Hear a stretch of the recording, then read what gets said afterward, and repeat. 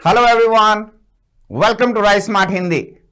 This is Harvinder क्रोनी और आज फिर से हम शुरू करने जा रहे हैं सीजीएल मेंस के लिए प्रैक्टिस। जैसा कि हम लगातार कई दिनों से करते आ रहे हैं और आज के लिए भी मैं अच्छे सेंटेंसेस लेकर आया हूं ताकि आने वाले एग्जाम्स में आपको इससे बेनिफिट मिल सके। Hope you all guys are doing well और इस सेशन के लिए पूरी तरह से तैयार होंगे। तो अपनी नोटबुक, अपना पेन तैयार कीजिए और नोट डाउन कीजिए क्या क्या ऐसे पॉइंट्स हैं जो आपको एग्जाम के लिए स्पेशली सीखने जरूरी हैं ताकि आप वहां पर गलती ना करें। तो देखते हैं आज हमारे पास सेंटेंस नंबर 1 में हमारे पास क्या है। नंबर 1 पे अगर हम देखें तो कुछ यहां पर 3 स्टेटमेंट्स गिवन है।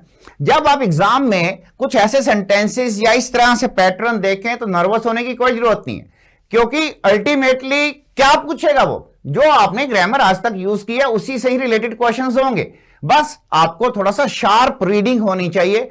आप इस तरह से पढ़ें ताकि आपको कोई गलती की संभावना ही ना हो वहां पे। अगर आप इसको देखते हैं, all the books specially that you bought have been stolen. इतनी इंग्लिश आप बच्चों ने सभी ने प्री के एग्जाम में पढ़ी होती है। इतना सभी को पता है कि जब सेंटेंस पढ़ते हैं ऑल द बुक्स दैट आ रहा है, ये दैट किसके लिए यूज हो रहा है? सभी को मालूम है कि ये एक रिलेटिव है जो कि बुक्स के लिए यूज किया गया।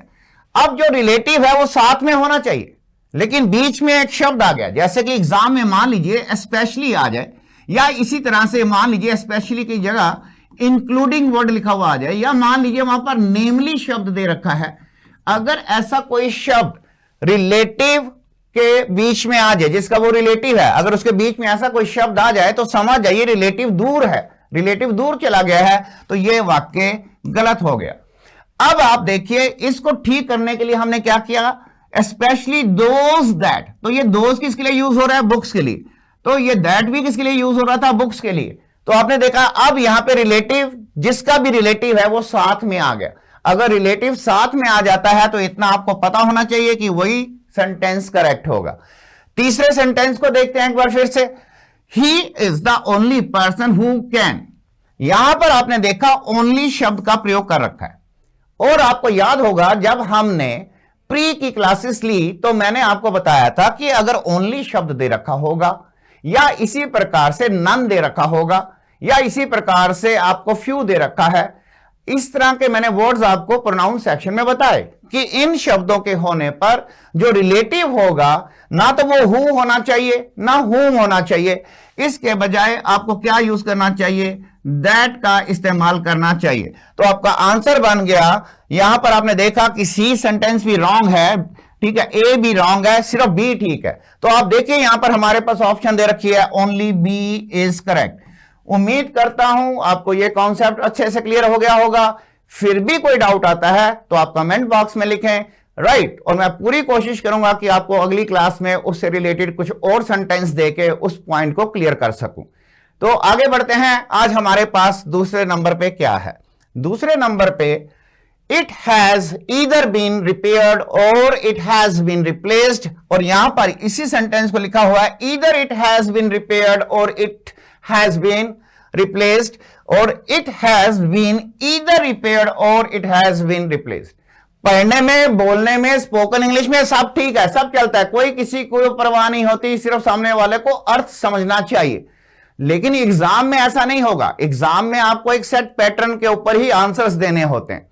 अब आप देखिए कि ईदर और का यूज करते वक्त हमें ध्यान क्या रखना होता है।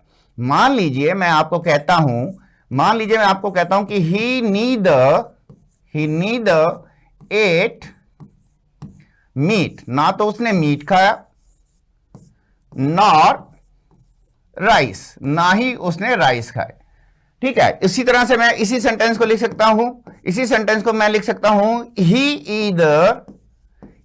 ईदर एट, उसने खाया, क्या खाया? या तो मीट खाया और राइस, या फिर चावल खाए। मैं यहां पर यह बताना चाह रहा हूं कि आप नीदर, नॉर और ईदर और में क्या ध्यान रखेंगे, क्या ध्यान रखना जरूरी होगा। तो आपको क्या ध्यान रखना होगा? आप देखिए नॉर, ठीक है, नॉर जो यूज हुआ है किससे पहले यूज हुआ है? राइस से पहले, राइस से पहले नॉर यूज हुआ है, यानी नाउन से पहले। तो ईदर या नीदर जो यूज करोगे वो भी तो नाउन से पहले आना चाहिए। लेकिन जैसे ही आप यहां पर देखते हैं यहां पर वर्ब लिखी हुई है, इट मींस ये सेंटेंस क्या होना चाहिए था, ये होना चाहिए था ही एट, उसने खाया। ठीक है, क्या, नीदर मीट, ना तो उसने मीट खाया, नॉर राइस, ना ही चावल खाए। तो आपने देखा राइस से पहले नॉर लिखा हुआ है, तो मीट से पहले क्या लिखा हुआ है, नीदर। तो जो चीज एक नंबर से पहले और 2 नंबर से पहले, तो 2 नंबर से पहले यहां पर देख लीजिए, मान लीजिए इसको पहली चीज मीट मान लेते हैं, दूसरी चीज को राइस मान लेते हैं। 2 चीजें हैं, 2 से पहले नॉर लिखा हुआ है, तो 1 से पहले नीदर होना चाहिए। ठीक उसी तरह से आपको इस सेंटेंस में क्या करना चाहिए था कि यहां पर भी मीट है और राइस है, तो ये मीट 1 नंबर हो गया, 2 नंबर पे राइस हो गया। 2 नंबर से पहले क्या लिखा हुआ है, और, तो 1 नंबर से पहले क्या होना चाहिए, ईदर। तो यहां पे ईदर गलत है, यह होना चाहिए था ही एट ईदर मीट और राइस।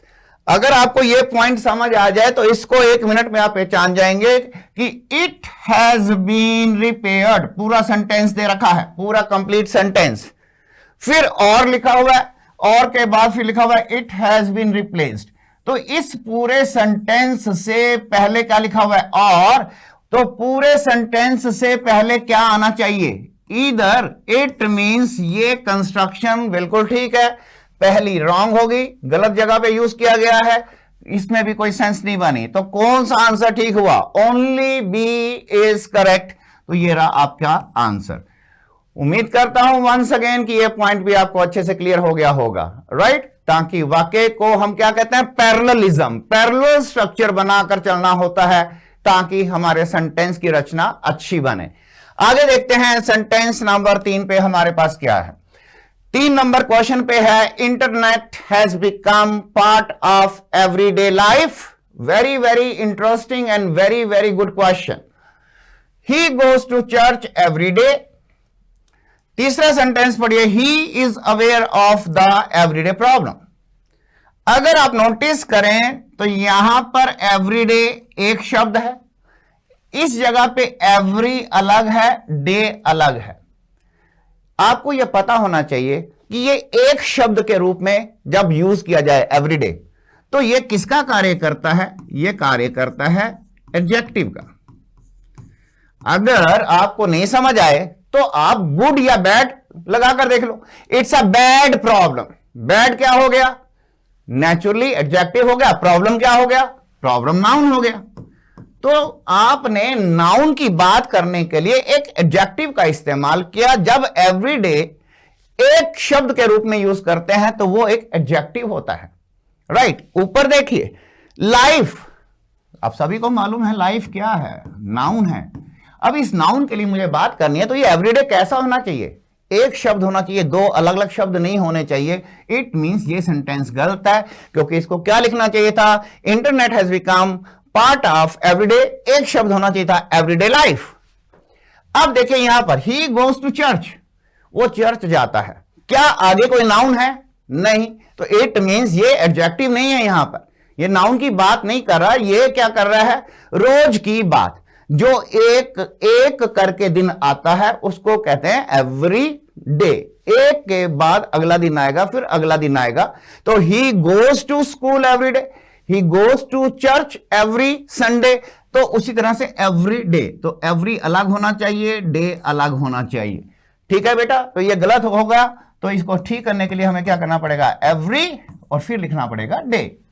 इट मींस हमारा सेंटेंस नंबर 1 गलत था, 2 गलत था, लेकिन सिर्फ सी करेक्ट था। तो इट मींस हमें देखना है only C is correct, only C is correct. तो उम्मीद करता हूं आपको इस तरह से 3 नंबर सेंटेंस भी अच्छे से क्लियर हो गया होगा। आगे बढ़ते हैं सेंटेंस नंबर 4 की ओर। A great deal of money is required. सबसे पहला पॉइंट आप सभी अपने पास नोट डाउन कर लो कि अ ग्रेट डील ऑफ का इस्तेमाल या अ गुड डील ऑफ का इस्तेमाल, इन दोनों का इस्तेमाल अनकाउंटेबल के लिए करते हैं। अनकाउंटेबल, तो आपको मालूम है कॉफी अनकाउंटेबल है, करेक्ट। मनी अनकाउंटेबल है, करेक्ट। लेकिन आपने देखा ग्रेट डील ऑफ बुक्स लिखा हुआ है, बुक्स तो काउंटेबल नाउन हो गया, इट मींस ये सेंटेंस हमारा गलत हो गया। तो कौन कौन सा सेंटेंस इसमें करेक्ट है, वही पूछा जा रहा है कि यहां पर ए और सी करेक्ट है। तो आंसर देखते हैं, A and C are correct, A and C are correct, तो ए आंसर हमारा हो गया। तो मुझे लगता है ये बड़ा ही आसानी से आपको समझ में आ गया होगा।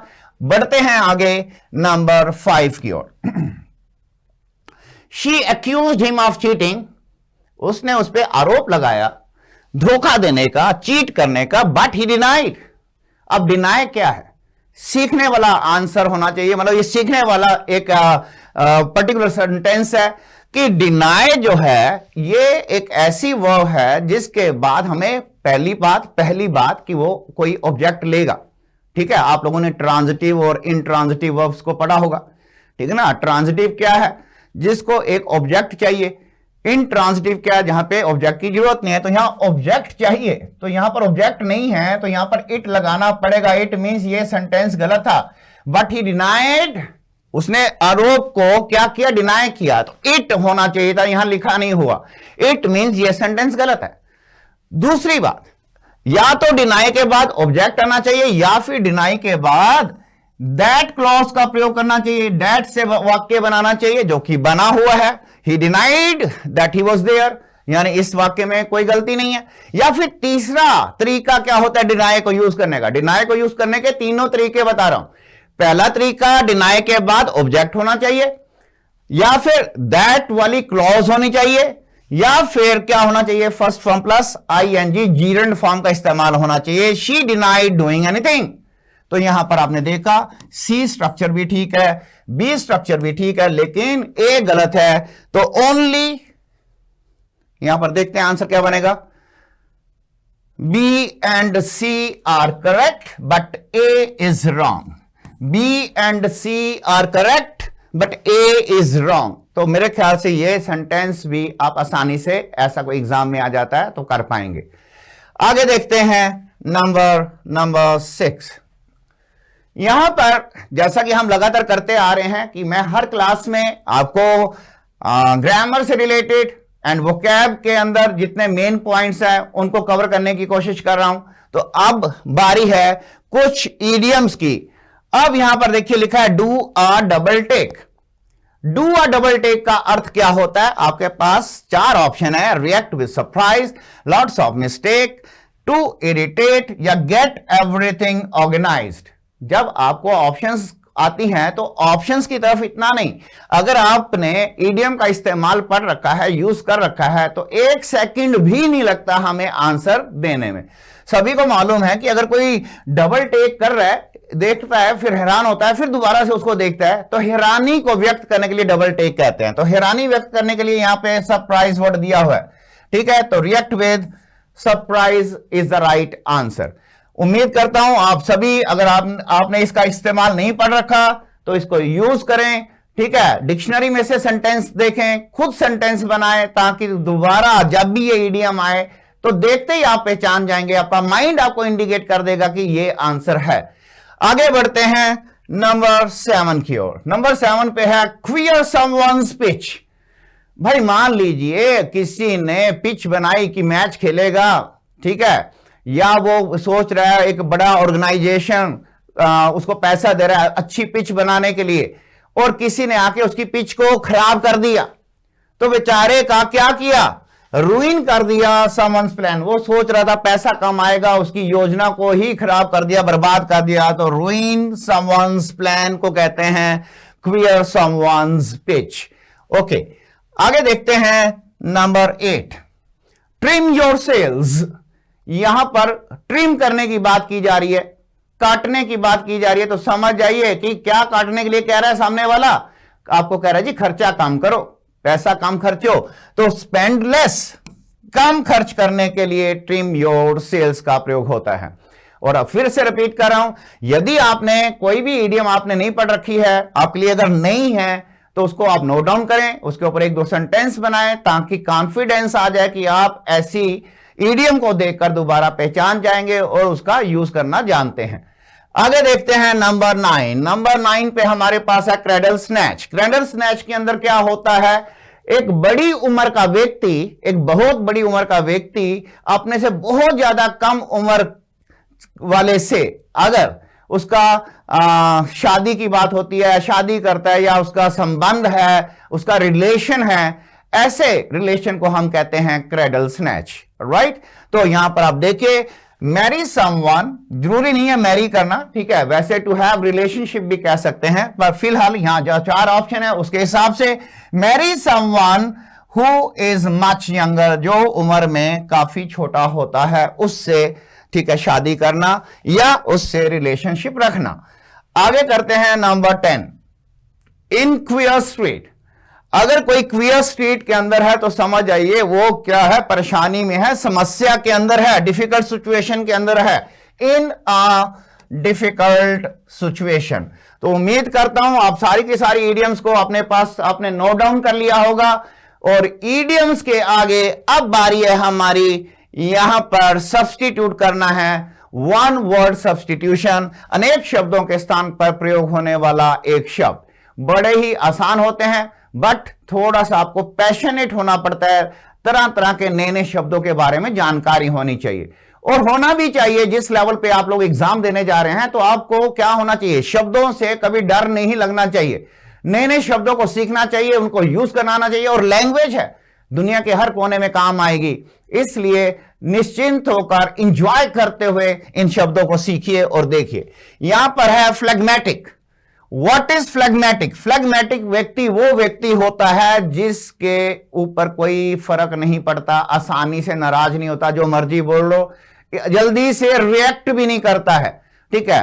तो यहां पर आप देख सकते हैं नॉट इजिली अनॉयड, जो आसानी से, ठीक है, नाराज नहीं होता है।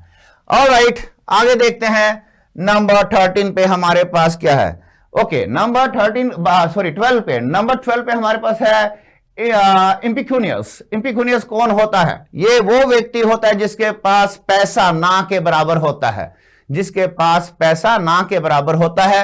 हैविंग लिटिल और no money is the correct answer. Alright, अगर नहीं वर्ड पढ़ रखा है आपने, यूज कीजिए। फिर से कह रहा हूं, डिक्शनरी खोलिए, इसके यूजेस को देखिए, इसकी कोलोकेशंस को पढ़िए, इस शब्द का प्रयोग किस किस तरह से और किस किस सर्कमस्टांसेस में किया जा सकता है। जब आप एक शब्द के 5-6 सेंटेंस पढ़ते हैं, ठीक है, तो नेचुरली आप उसके यूजेस को सीख रहे हैं, तो ज्यादा कॉन्फिडेंस आएगा उस शब्द का प्रयोग करने में।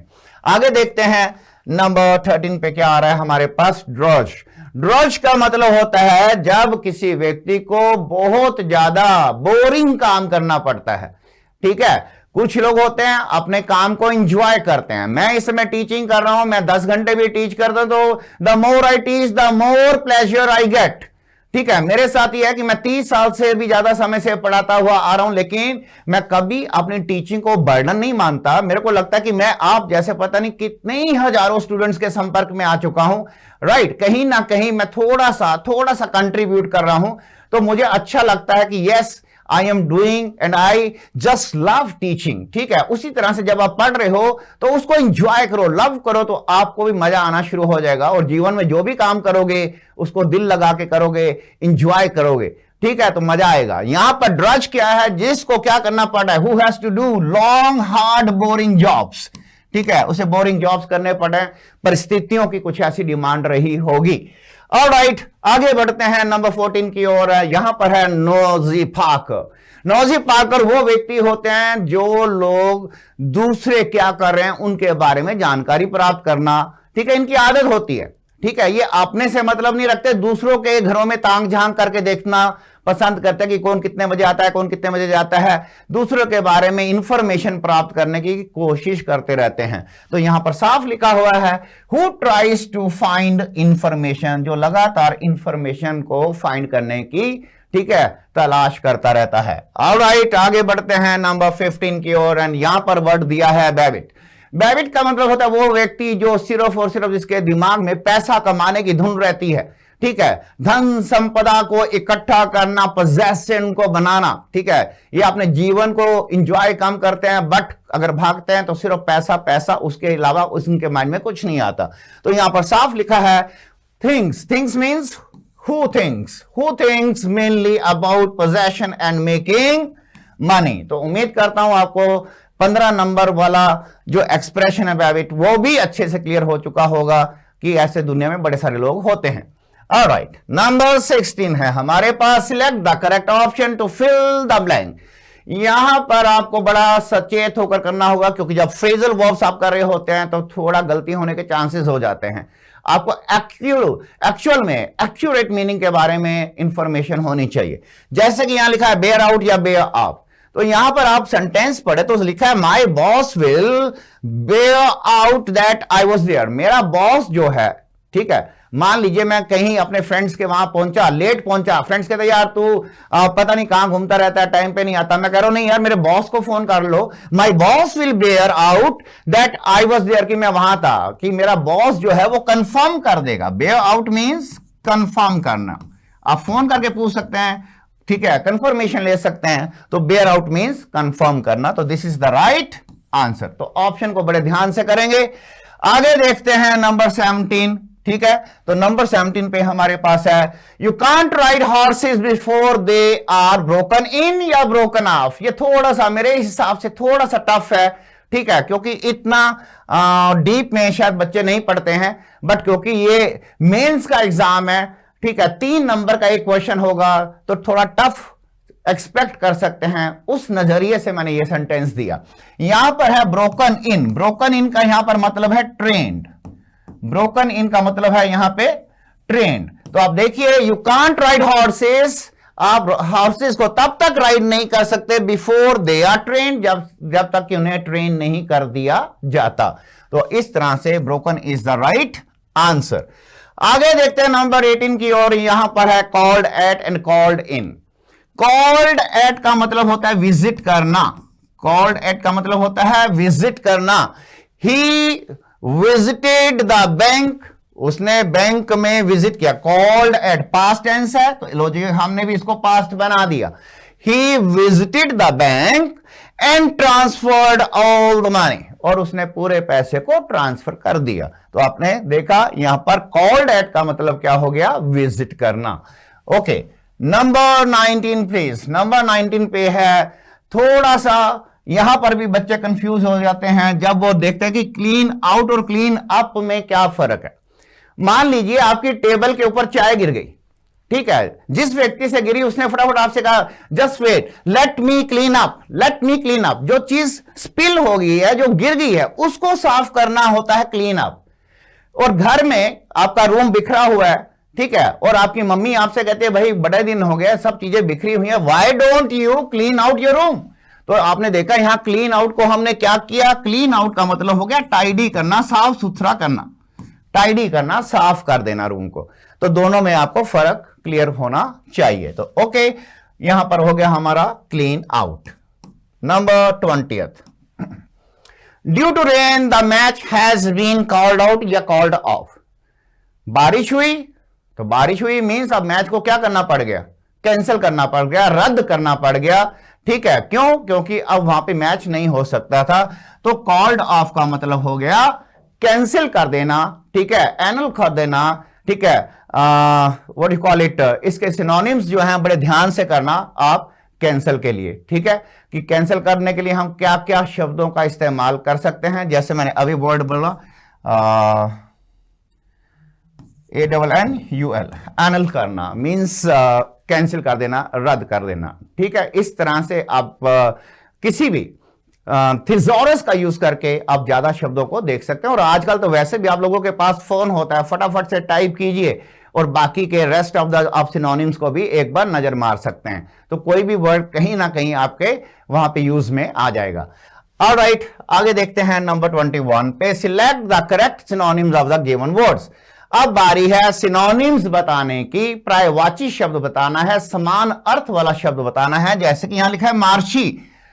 मार्शी लैंड कौन सा होता है, जिस भूमि पे जैसे कोई मान लीजिए कीचड़ वाला एरिया है, उसमें कोई गिर गया तो वो बीच में धंसता ही चला जाता है, ठीक है, जिसको हम हिंदी में don't laugh at my Hindi, दलदल वाला एरिया जो होता है, because I stopped writing Hindi maybe 35 years back, so when it comes to writing Hindi, I'm a bit poor.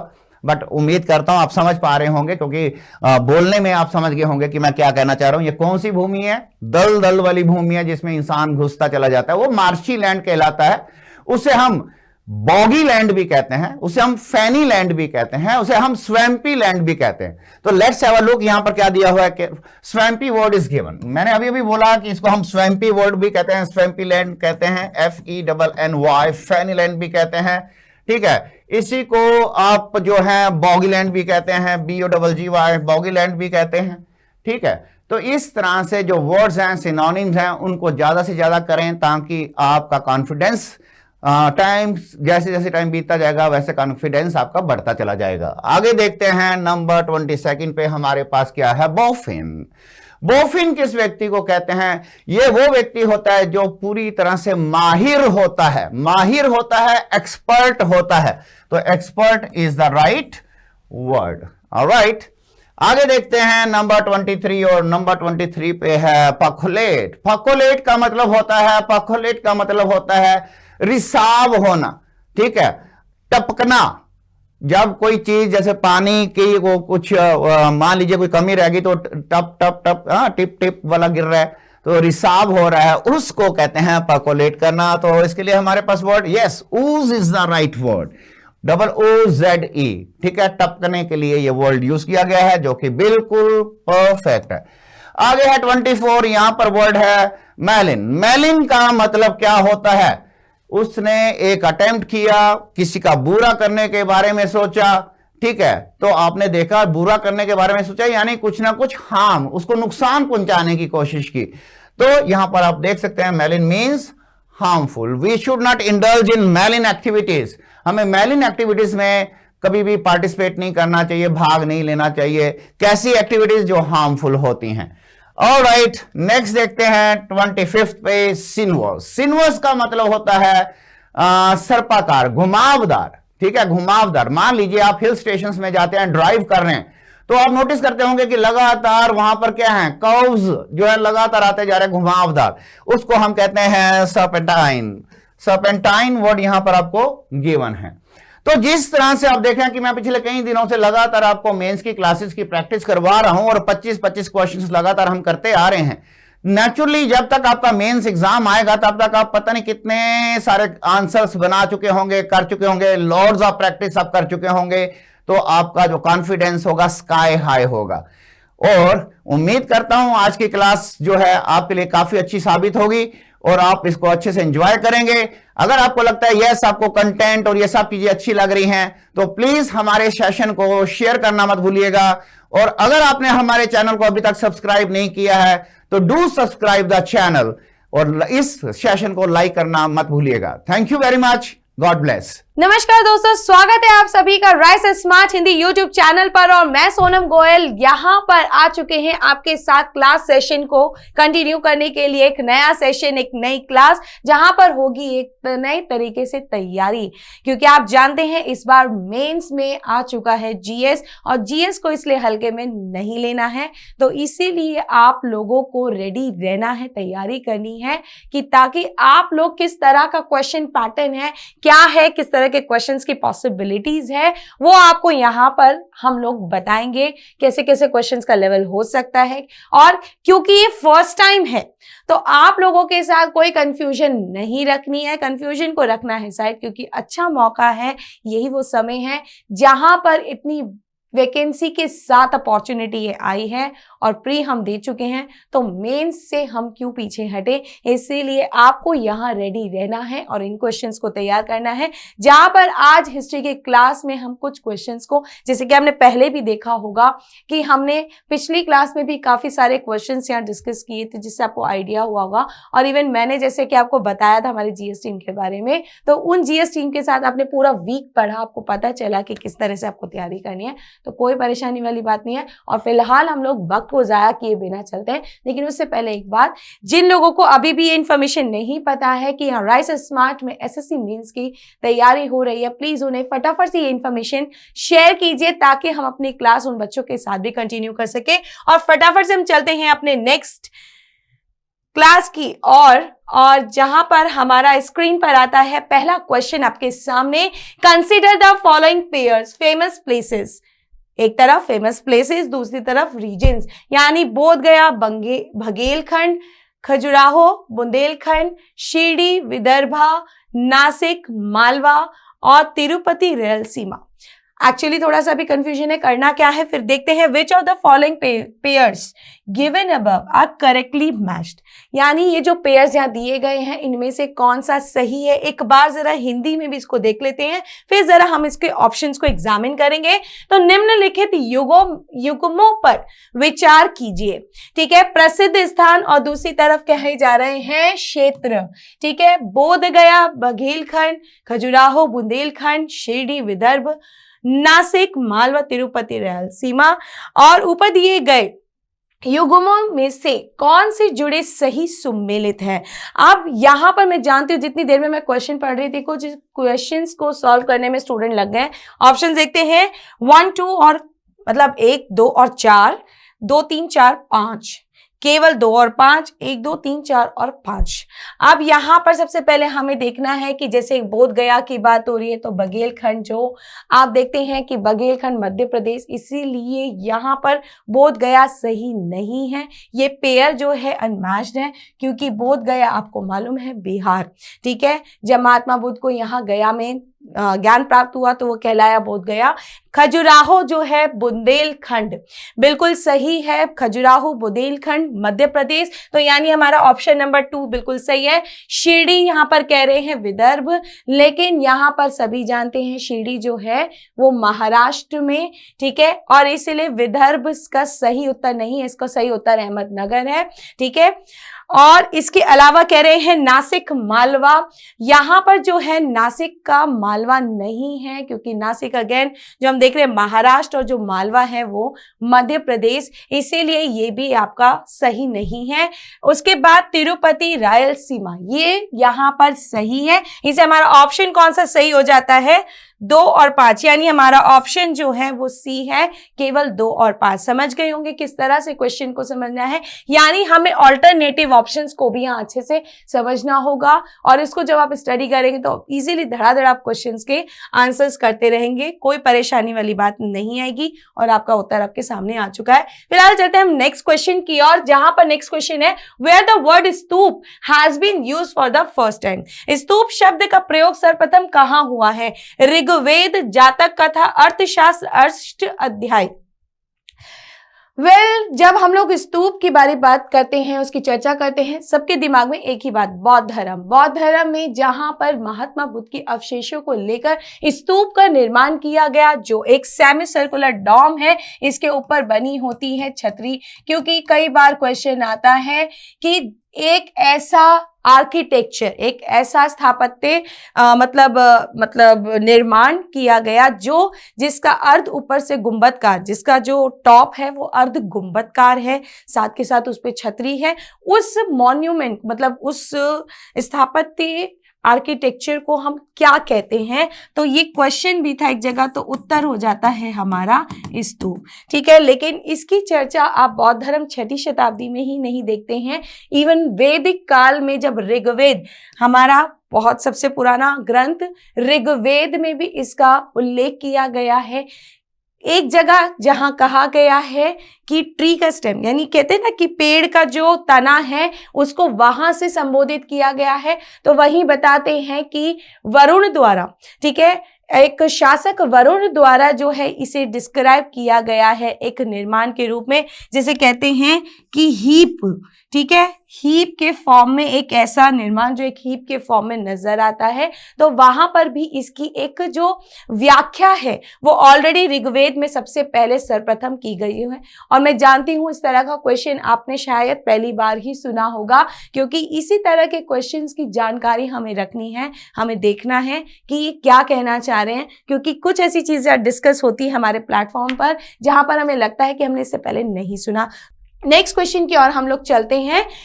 Consider the following statements. The non-cooperation movement led to the Congress becoming a mass movement for the first time. Growth of the Hindu-Muslim unity, removal of fear of the British might come from the minds of the people. British government's willingness to grant political concessions to Indians. Of these statements, एक बार हिंदी में इसको समझ लिया जाता है, निम्नलिखित कथनों पर विचार करें। असहयोग आंदोलन ने नेतृत्व किया, कांग्रेस पहली बार जन आंदोलन बनी, हिंदू मुस्लिम एकता का विकास, लोगों के मन से अंग्रेजों का भय दूर हो सकता है, भारतीयों को राजनीतिक रियायतें देने की ब्रिटिश सरकार की इच्छा।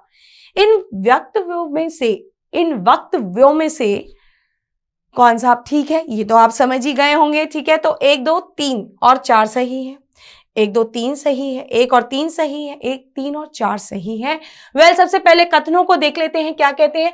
असहयोग आंदोलन हो रहा है यानी नॉन कॉपरेशन मूवमेंट। तो नॉन कॉपरेशन मूवमेंट में जो जो चीजें हैं, ठीक है, नेतृत्व करते वक्त जिन चीजों पर फोकस किया गया है, अब वो देख लेते हैं।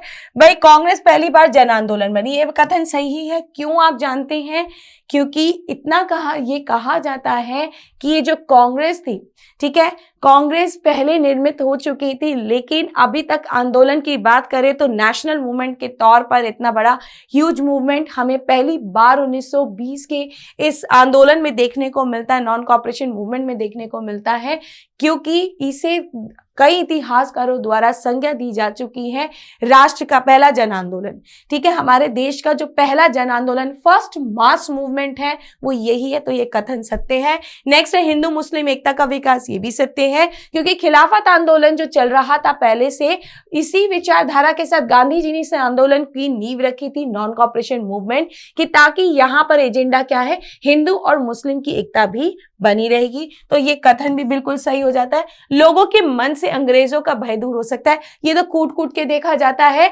जब यहां पर भारतीय असहयोग आंदोलन के दौरान बहिष्कार, ठीक है, बायकाट का सिद्धांत अपनाते हैं, यहाँ पे बायकाट करते हैं, कपड़ों की होली जलाते हैं, उनके सामानों की चीजों का बायकाट करते हैं, पदों का बायकाट करते हैं, स्कूलों का बायकाट करते हैं। तो यहाँ पर तो भय भाग गया, क्योंकि अब तक के लोगों का यही था कि इनका विरोध करेंगे तो हमारा दमन किया जाएगा, हमारे साथ इस तरह से किया जाएगा। तो कभी भी लोग हिम्मत इस तरह से नहीं जुटाते। लेकिन ये तो वो आंदोलन जहां पर सब लोग कमर कस के निकल पड़े थे, सड़कों पर निकल पड़े थे, दंगे हो गए थे। ठीक है, तो ये भी हमारा कथन सही है। लेकिन अगर ये कहा जा रहा है भारतीयों को राजनीतिक रियायतें देने की ब्रिटिश सरकार की इच्छा, तो ये तो कभी पॉसिबल ही नहीं है। ब्रिटिश सरकार तो कभी इच्छा ही नहीं देना चाहती थी इच्छा से कि हमें राजनीतिक रियासतें मिल सके। तो ये कथन तो हम लोग कहेंगे गलत है। तो उत्तर आ जाता है हमारा 1 और 2 3 सही है। तो हमारा ऑप्शन हो जाता है बी। इस तरह से हमें ये समझना है, इस स्टेटमेंट्स को पढ़ना है। नेक्स्ट क्वेश्चन आपके सामने आ चुके हैं। वेल, इन क्वेश्चंस के माध्यम से आप ये तो समझ ही रहे होंगे कि किस तरह से क्वेश्चंस के लेवल को हमें टच करना है, कैसे हमें थोड़ा सा जो भी अब तक हमने प्री के लिए तैयारी की उनमें हमें डेप्थ में जाकर थोड़ी सी चीजों को पढ़ना है। ठीक है, फिलहाल बात करते हैं नेक्स्ट क्वेश्चन पर। Assertion, the salt agitation was launched by Mahatma Gandhi 1930। ठीक है, अब रीजन क्या है? Mahatma Gandhi's object was to make salt available free to the poor. English medium students, एक बार आप फिर से इसको पढ़ लीजिए, देख लीजिए, क्योंकि फिर हिंदी में भी हमें इसे चर्चा करनी है। तो in the context of the above statements which of the following is correct? Both A and R. एक बार ऐसा करते हैं, हिंदी में ही इसको एक्सप्लेन कर लेते हैं। ठीक है, ये तो सभी को पता ही चल जाता है। मेन होता है हमारा क्वेश्चन समझना जरूर दोनों भाषाओं में। तो अभिकथन क्या कहता है? नमक आंदोलन की शुरुआत महात्मा गांधी ने 1930 में की थी। ओके, ठीक है। अब वो कारण क्या बता रहा है? महात्मा गांधी का उद्देश्य गरीबों को मुफ्त में नमक उपलब्ध कराना था। उपरोक्त कथनों के संदर्भ में निम्नलिखित में से कौन सा सही है? ठीक है, दोनों ए और आर सत्य है, आर ए की सही व्याख्या है। ए और आर दोनों सही है, लेकिन आर सही व्याख्या नहीं है। ए सही है, आर गलत, और ए गलत है, आर सही है।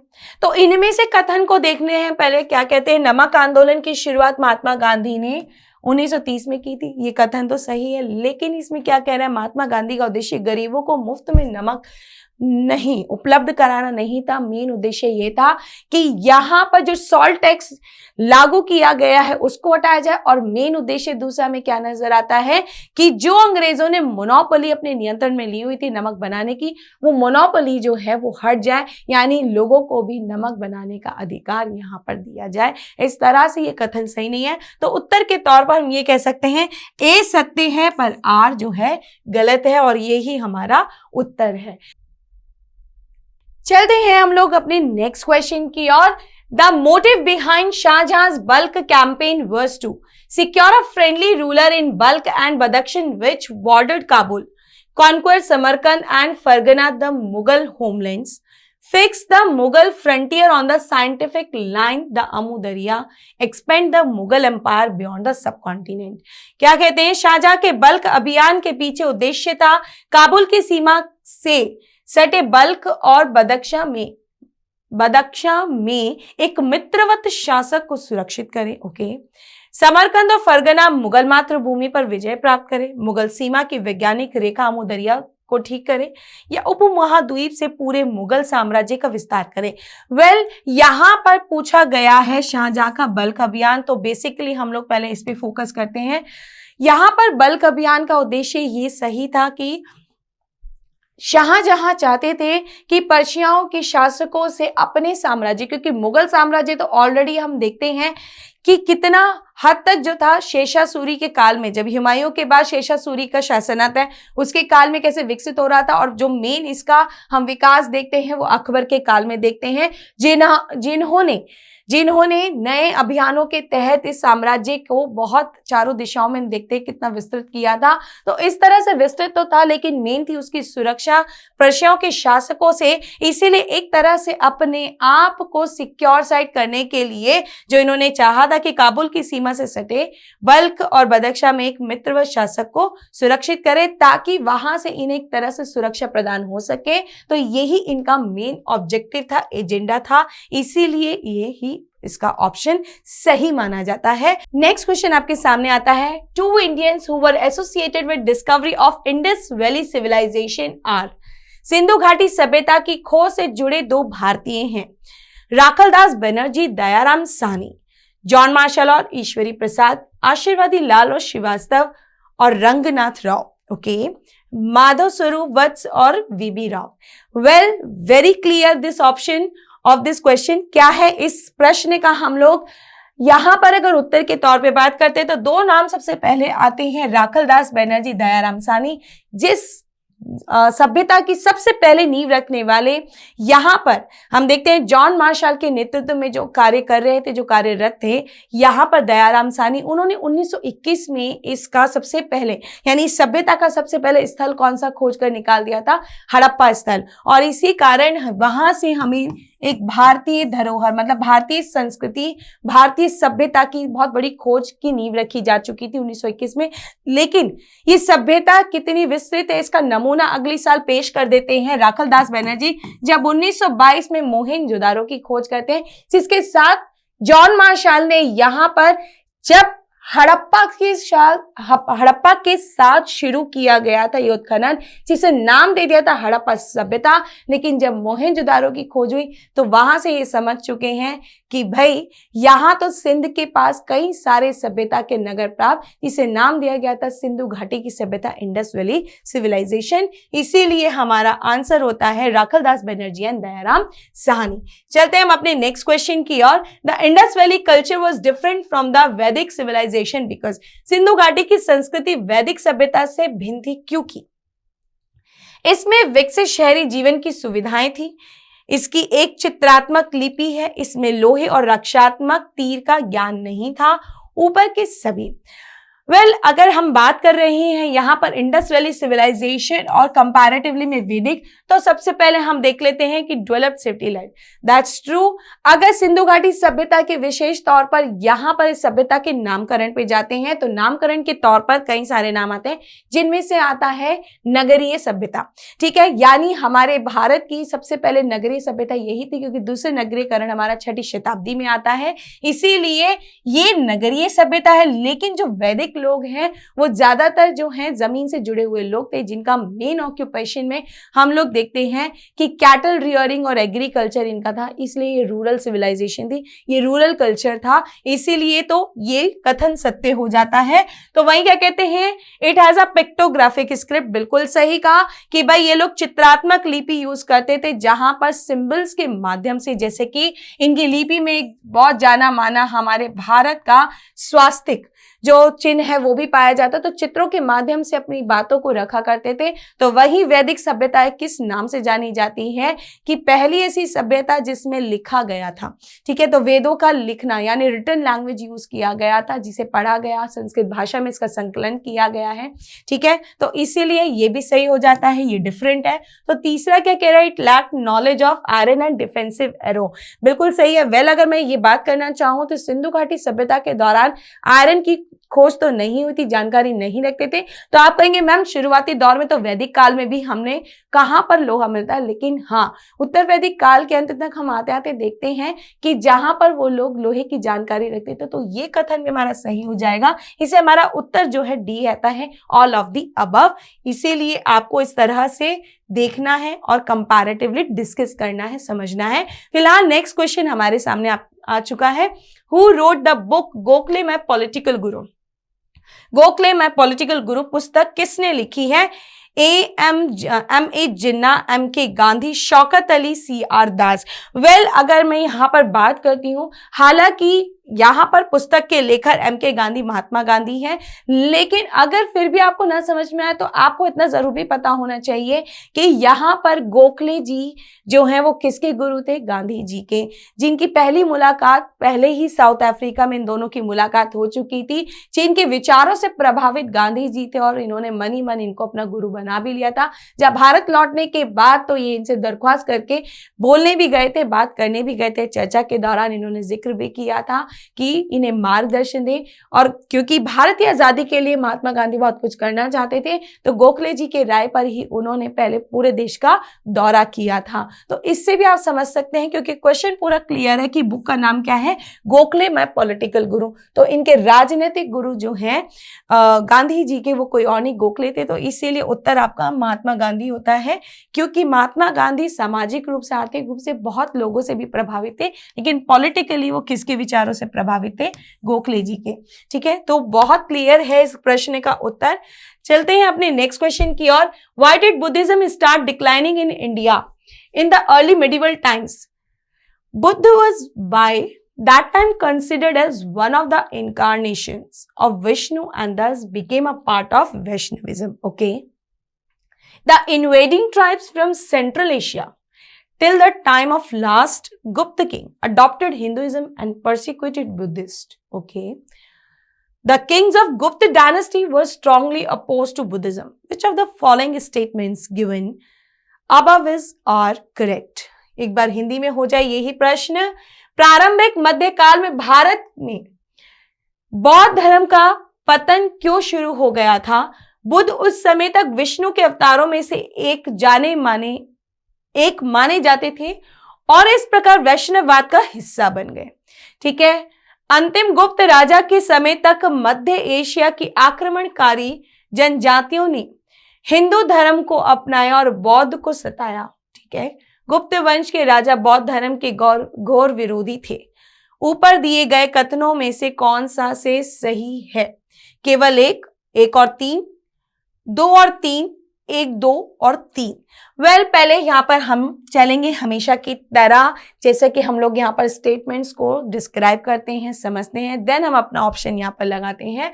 तो बौद्ध उस समय तक विष्णु के अवतारों में से एक माने जाते थे और इस प्रकार वैष्णववाद का हिस्सा बन गए। दरअसल ये कथन सही है, क्योंकि इस कथन पे अगर हम चलते हैं तो यहाँ पर ये सच्चाई है। 6ठी शताब्दी में जिस तरह से बौद्ध धर्म का हम विकास देखते हैं, लेकिन भूलिए मत, 6वीं शताब्दी में केवल बौद्ध धर्म और जैन धर्म ही विकसित नहीं हुआ, अन्य धर्म भी हमारे भारतीय समाज में जन्म लेते हैं, जिनमें से वैष्णव धर्म, शैव धर्म का भी बहुत प्रचार प्रसार किया जा रहा था।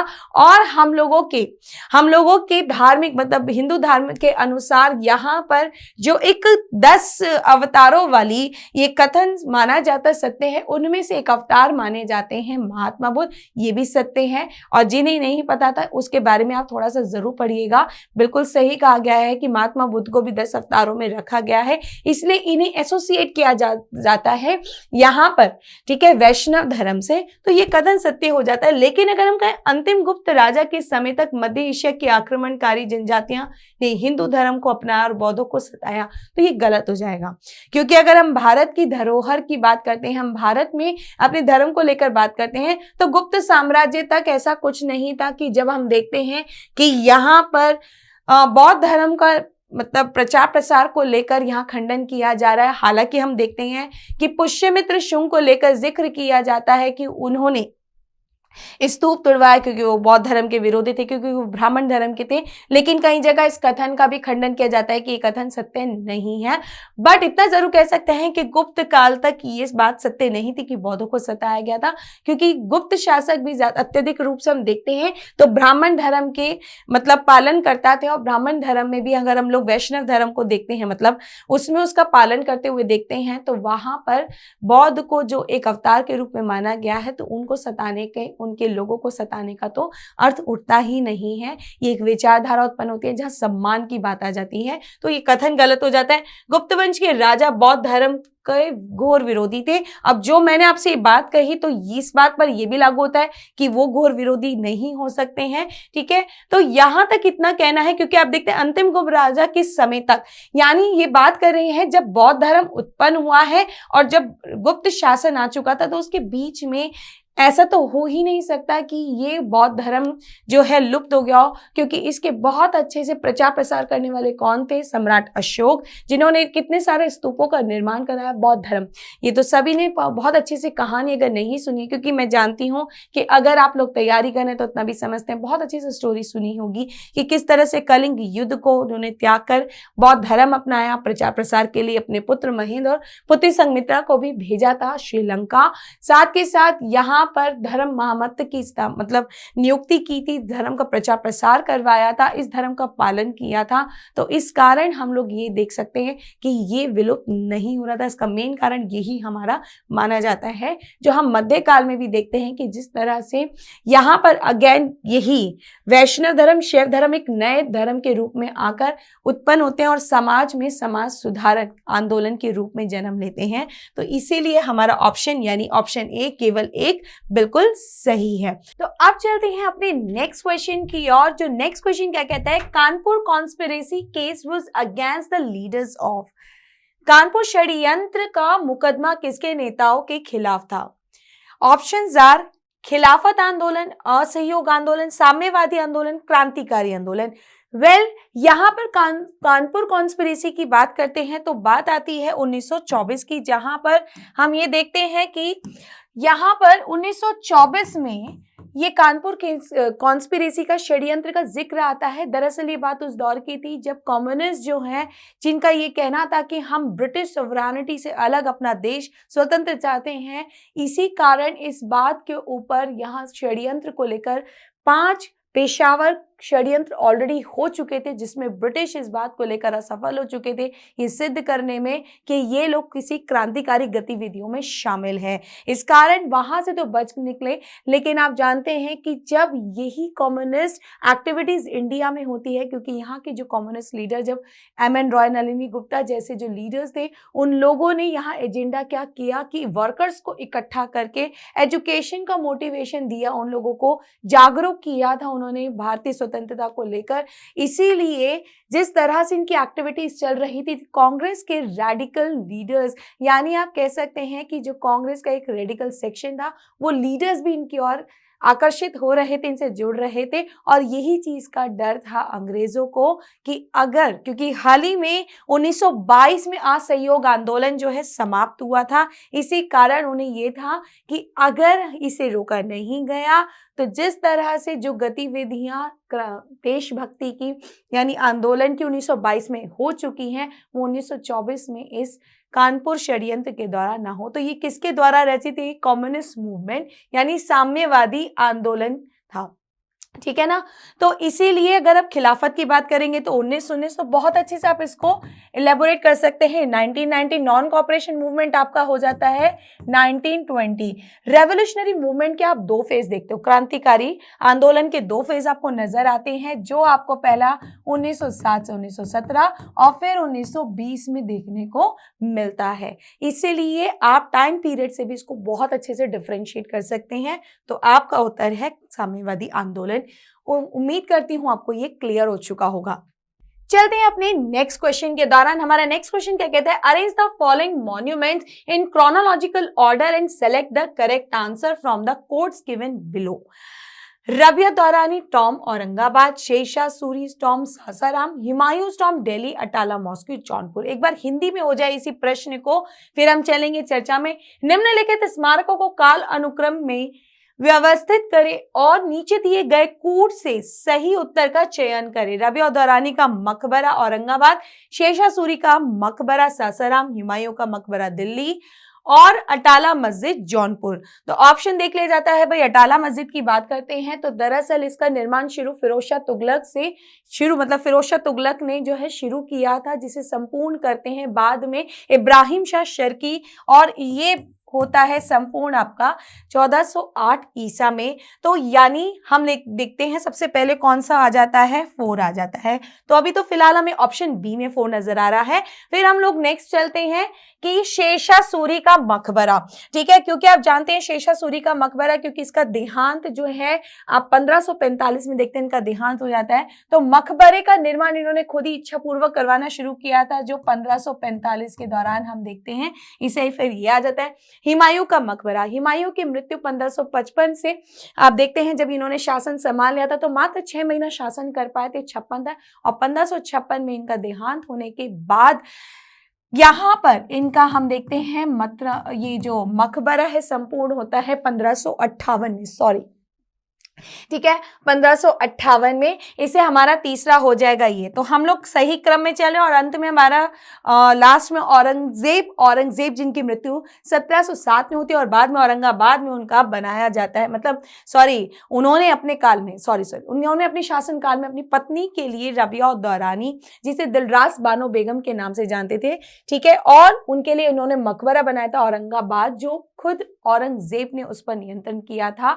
और इस तरह से इन्होंने अपनी पत्नी के लिए मकबरा का निर्माण भी यही कराया था। इवन आप देखेंगे औरंगजेब का खुद का मकबरा भी यहीं पर है। तो ये हो जाएगा आपका क्रोनोलॉजिकल ऑर्डर, जिसके तहत हम लोगों का उत्तर सही हो जाता है बी ऑप्शन। ठीक है, चलते हैं अपने नेक्स्ट क्वेश्चन की ओर। नेक्स्ट क्वेश्चन आपके सामने आता है, Akbar launch Deen Ilahi in the year. Akbar ने वर्ष डैश में दीन इलाही की शुरुआत की। ऑप्शन है 1570, 1578, 1581, 1582। वेल 1582 में अकबर ने दीन इलाही की स्थापना की थी एक बड़ी उम्मीद के साथ, क्योंकि अकबर कहने के लिए सभी धर्मों में भाईचारा स्थापित, क्योंकि अकबर एक सेक्युलर रूलर, भाईचारे की भावना के साथ वो स्थापित करना चाहते थे, अपना एक तरह से शांति, मतलब उन सब में प्रेम स्थापित करने का जो उनका उद्देश्य था, उसके उद्देश्य से इन्होंने स्थापना की थी, जिसमें केवल अगर हम बात करते हैं कि जितने भी सदस्य हुए थे उसमें सदस्यता लेने वाले हिंदू केवल एक ही थे, और वो थे अकबर के जाने माने चहेते बीरबल। और इसके अलावा अगर बात करते हैं मानसिंह की, भगवान दास की, जब उनसे ये बात की गई तो उन्होंने इसकी सदस्यता लेने से मना कर दिया था।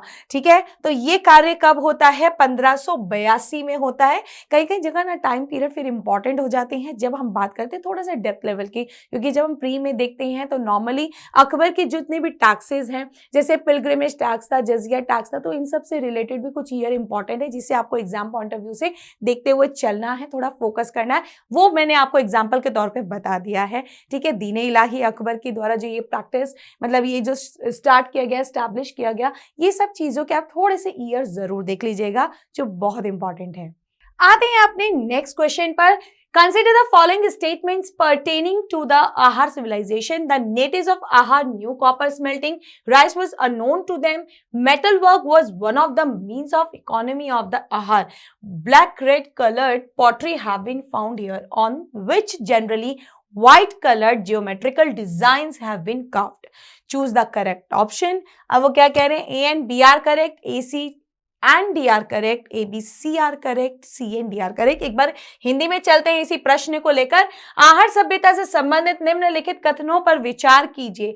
आहर के मूल निवासी तांबा गलाना जानते थे, चावल उनके लिए अज्ञात था। धातु का काम आहर की अर्थव्यवस्था के साधनों में से एक था। यहां से काले लाल रंग के मृद भांड मिले हैं जिन पर सामान्यतः सफेद रंग की ज्यामितीय आकृतियां ज्योमेट्रिकल उकेरी गई है। सही विकल्प चुने। ए और बी सही है, ए सी डी और मतलब ए और सी और डी सही है, ए बी और सी सही है। ठीक है, सी और डी सही है। वेल अगर हम बात करते हैं तो सबसे पहले हम कथनों को देख लेते हैं कि तांबा गलाना जानते थे, बिल्कुल सही बात है। आप जानते हैं चालकोलिथिक एज आपको नजर आती है जिसमें ये संस्कृति का काल आपको कहीं तो जगह मिलेगा 3500 से 1800 या कहीं जगह आपको मिलता है 3000 से 1500। पर कहते हैं कि ये जो आहर संस्कृति राजस्थान में जो नजर आती है संस्कृति, ये सिंधु घाटी सभ्यता से भी पुरानी संस्कृति है। साथ ही साथ अब जब यहाँ पर बात हो रही है चालकोलिथिक की तो ऑब्वियसली तांबा गलाना तो जानते ही थे, उसका यूज करना जानते थे, तो बिल्कुल सही है। लेकिन वो क्या कह रहे हैं, चावल उनके लिए अज्ञात था। भाई चावल क्यों अज्ञात था? इससे पहले नियोलिथिक एज आ चुकी है, नवपाषाण काल आ चुका है। नवपाषाण काल में जहाँ खेती शुरू हो चुकी थी तो आगे जाके मतलब चावल का भी अब देखते हैं खेती की गई थी, इनके लिए ये अज्ञात नहीं था, तो ये कथन हो जाएगा गलत। धातु का काम आहर की अर्थव्यवस्था के साधनों में से एक था, बिल्कुल है भाई।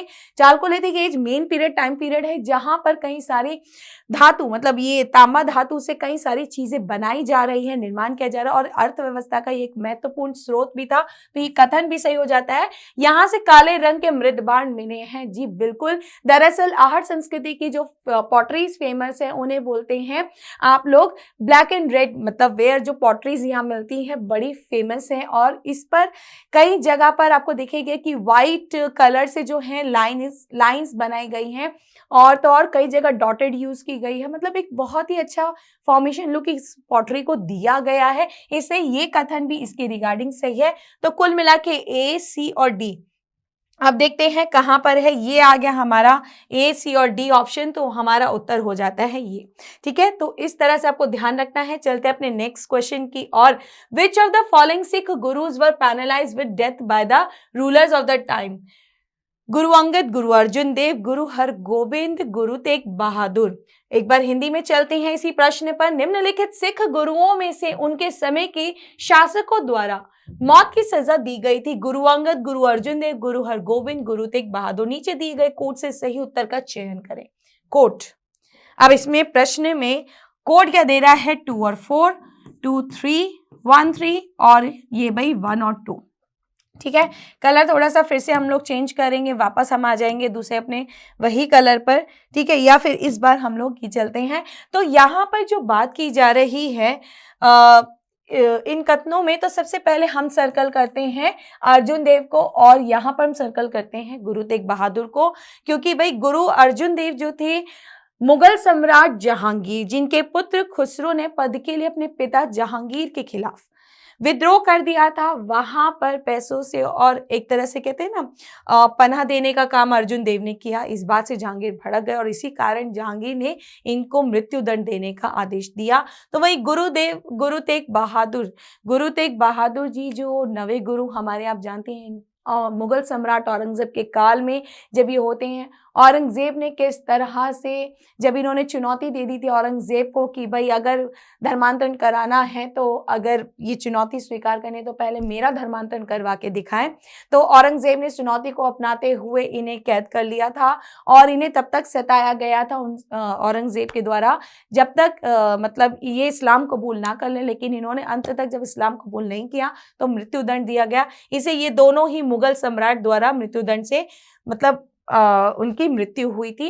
ठीक है, तो 2 और 4 अब हमारा ऑप्शन आ जाता है 2 और 4, इसलिए हम लोगों का ऑप्शन कौन सा हो जाएगा, ऑप्शन ए हमारा उत्तर होना चाहिए। ये है हमारा उत्तर। चलते हैं फिलहाल हम अपने नेक्स्ट क्वेश्चन की ओर। Khusrau was the son of which Mughal emperor? Khusrau किस मुगल शासक के पुत्र थे? अकबर, जहांगीर, शाहजहां, बहादुर शाह प्रथम। वेल हाल ही में मैं अभी बात ही कर रही हूँ, जिक्र ही कर रही हूँ यहाँ पर, जैसे अभी पिछले क्वेश्चन में हमने देखा कि जहांगीर के पुत्र खुसरो जो सबसे बड़े पुत्र थे जहांगीर के, लेकिन आप तो जानते ही हैं कि यहाँ पर जब बादशाही की थी, पद की थी, तो वहां पर अधिकार शाहजहां को मिला था।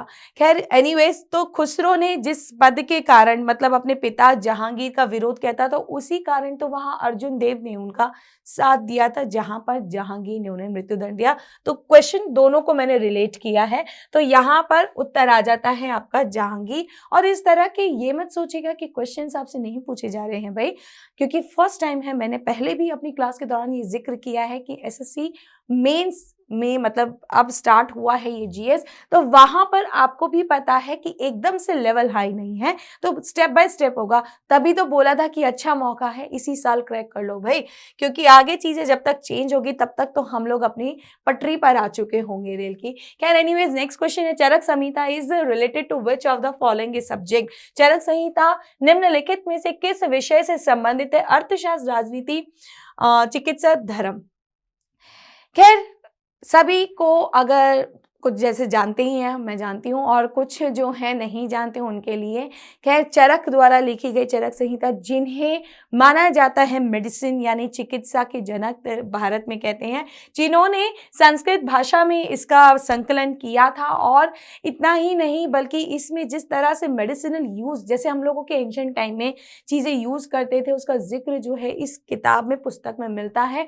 और तो और सब आप जानते ही हैं, आज भी जैसे हमारी दादियाँ और नानियाँ बड़ा यूज करती है ना कि चोट लगी है तो कोई ज़रूरत नहीं दवाई देने की, भाई ये हल्दी वगैरह आप लगाओ इस पर, और क्या नाम है, दूध में हल्दी दे दो या कुछ है। तो आपको क्या लगता है ये जो सारी चीज़ों की पहले जो क्वालिटी चीज़ें हैं, क्वालिटेटिव तरह से यूज़ की जाती थी, या हमारे इंडिया में जो प्लांट्स हैं इस तरह से ये चीज़ें यूज़ की जाती थी, इसका पहले भी संकलन हमारे मतलब पहले संकलन हो चुका है। इसका पहले प्राचीन काल में खूब भरमार से यूज़ किया गया होगा, तब जाके ही रिसर्च इतनी सक्सेसफुल होकर आज भी लोग इसको यूज़ करते हैं। ठीक है, आज हालांकि एलोपैथी का जमाना चुका है। तो चरक संहिता जो है चरक के नाम से फेमस, जहां पर कई जगहों में ये लिखा गया है चरक का अर्थ बताते हुए कि वॉन्डरिंग करने, मतलब जगह जगह जाकर जो है इसका अध्ययन करें। लेकिन इन्होंने इस तरह की चिकित्सा की जो जानकारी थी वो इन्होंने दूसरी जगहों से गांव जाकर भी लोगों को इसकी जानकारी दी, और उन लोगों की काफ़ी हद तक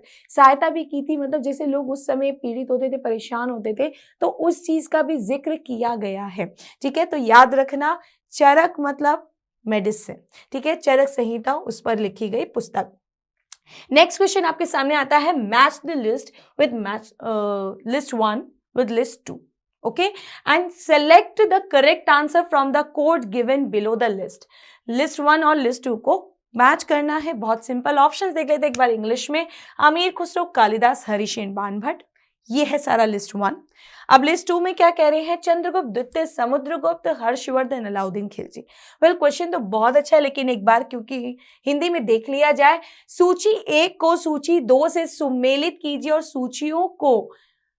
सूचियों के नीचे दिए गए कोड से सही उत्तर चुनिए। सूची 1, सूची 2, अमीर खुसरो, कालिदास, हरिसेन और बाणभट्ट। सूची 2, चंद्रगुप्त द्वितीय, समुद्रगुप्त, हर्षवर्धन, अलाउद्दीन खिलजी। वेल सबसे पहले हमें यहाँ पर देखना है कि बात की जा रही है दरबारी कवियों की। अब ये किस किस के दरबार में थे, तो जैसे अमीर खुसरो तो फेमस है, अलाउद्दीन खिलजी, यानी हम लोगों को देखना है कि ए का 4 हमें दिख रहा है बी और सी में से। तो ऑप्शन तो पहले यहाँ हो जाएगा।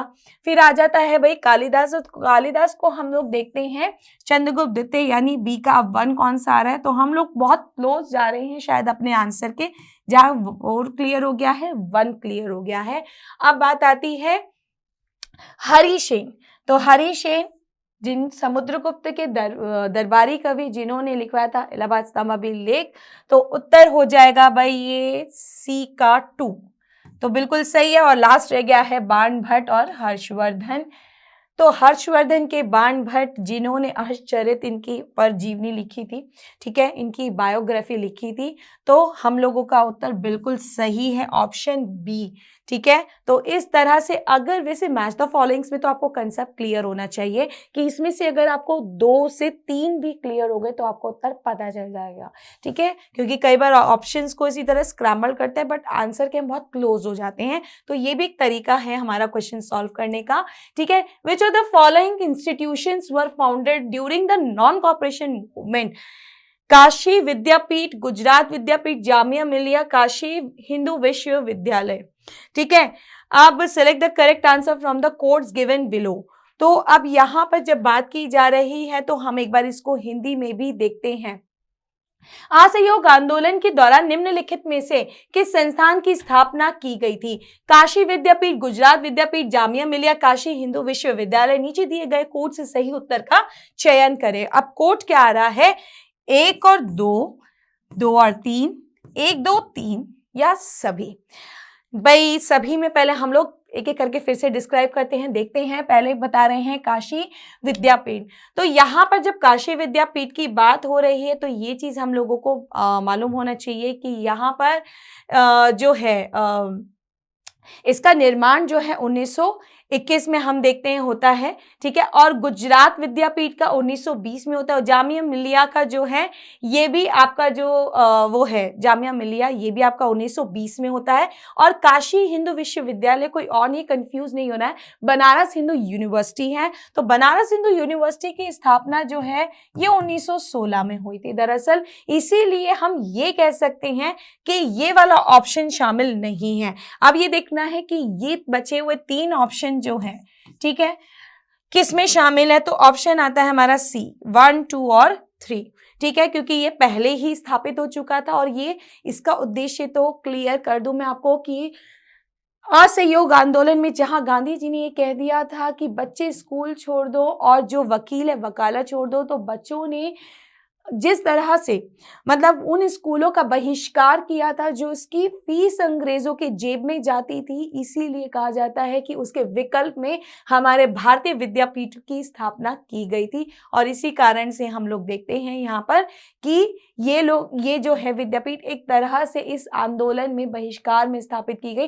ताकि हमारे जितने भी स्टूडेंट्स हैं उनका फ्यूचर खराब ना हो। तो हमारा उत्तर आ जाता है हमारा 1, 2, 3, ठीक है।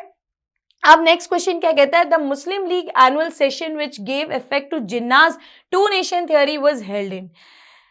जिन्ना के द्विराष्ट्र सिद्धांत को प्रभावी बनाने वाला मुस्लिम लीग का वार्षिक अधिवेशन आयोजित किया गया था लाहौर, कराची आदिवासी, बॉम्बे, लखनऊ।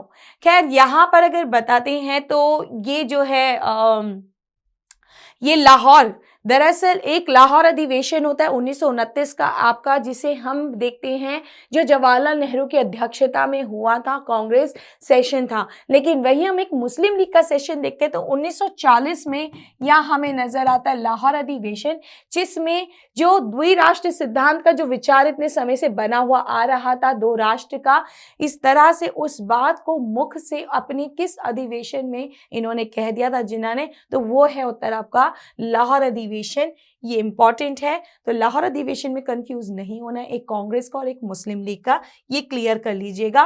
नेक्स्ट क्वेश्चन आता है who among these known as Andhra भोज।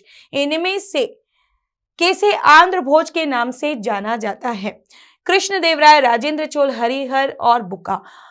कौन नहीं जानता कृष्णदेवराय विजयनगर साम्राज्य के तुलु वंश के महान शासक कृष्णदेव राय न केवल तुलु वंश के जाने माने शासक थे बल्कि पूरे समस्त विजयनगर साम्राज्य में जाने माने शासक रहे थे। अपनी उदारता और अपनी अचीवमेंट्स के कारण बड़ी ही विख्यात ये कृष्णदेव राय, जिन्हें कन्नड़ राज्य के नाम के साथ साथ आंध्र भोज के नाम से भी जानते हैं, जिसे कहा जाता है स्कॉलर ऑफ आंध्र।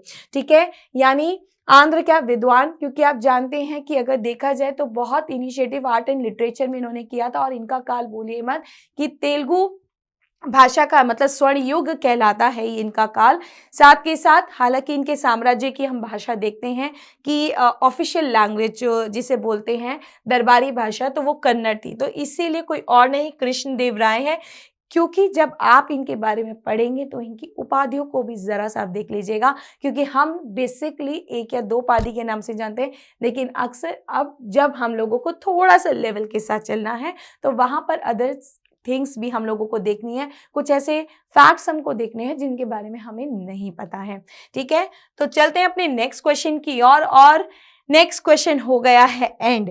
और इसी के साथ आज का सेशन कैसा रहा भाई, कमेंट बॉक्स में तो लिखकर जरूर बताइएगा कैसे रहे थे ये क्वेश्चंस, कुछ नया सीखा आज आपने इस सेशन में, कमेंट बॉक्स में जरूर लिख के बताना। और प्लीज लाइक और शेयर करना नहीं भूलना। उससे पहले आप ये क्लास को बिना डिसकंटिन्यू करे नहीं जाएंगे बिना शेयर किए। और जिन लोगों ने आज पहली बार क्लास ली है भाई, देखिए इसको फटाफट शेयर कीजिए, बताइए कि किस तरह से राइस स्मार्ट में हो रही है यहाँ पर एसएससी मेंस की क्लास। 9 से 12 रेगुलरली आपको यहाँ पर क्लासेस करवाई जाएंगी। और जिन लोगों ने सब्सक्राइब नहीं किया फटाफट सब्सक्राइब कीजिए। फिर से मिलेंगे नेक्स्ट क्लास में नए सेशन के साथ।